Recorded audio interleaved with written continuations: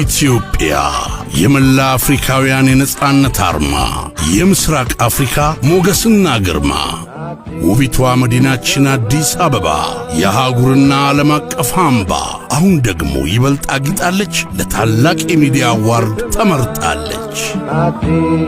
ሶስተኛው ዙር የምስራቅ አፍሪካ ሀገራት ታላቅ የሚዲያ አዋርድ በምስራቅ አፍሪካ የልማት በይነ መንግስታት ኢጋድ ለሚዲያና ጋዜጠኞች ልዕቀት ዕውቅና ለመስጠት በየዓመቱ ታላላቅ ውድድር ይካሄዳል። የዘንድሮ የሽልማት ሥነ ሥርዓት ደግሞ ህዳር 20ና 21 ቀን በአዲስ አበባ ስካይላይት ሆቴል ይስተናገዳል።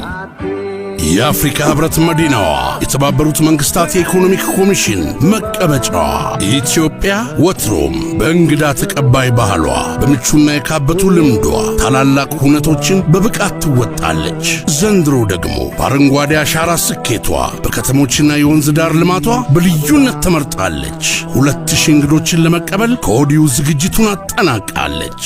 በተጨማሪም የኮፕ 32 ዓለም አቀፍ ስብሰባን ታሰናዳለች። ለቀጠናው ሰላም ልማትና እድገት በትጋት የሚሰራው በ8 ሀገራት የተመሰረተው የምስራቅ አፍሪካ የልማት በይነ መንግስታት ኢጋድ ይህን ታላቅ የሚዲያ አዋርድ የሚያከናውነው በ40ኛ ዓመት የምስረታ በዓል ዋዜማው ላይ መሆኑ ልዩ ያደርገዋል። በ2025ቱ ሶስተኛው ዙር ውድድር በአሸናፊነት የተመረጡት የምስራቅ አፍሪካ ጋዜጠኞችና መገናኛ ብዙሃን ተቋማት በደማቅና ማራኪ ድባብ የዕውቅና ሽልማታቸውን ይቀበላሉ። በዚህ ልዩ ሥነ ሥርዓት ላይ እርሶም መታደም ይችላሉ። የክብር ተጋባዥ ሆነው ይገኙ። ለምዝገባው ድረ-ገጻችንን ይጎብኙ።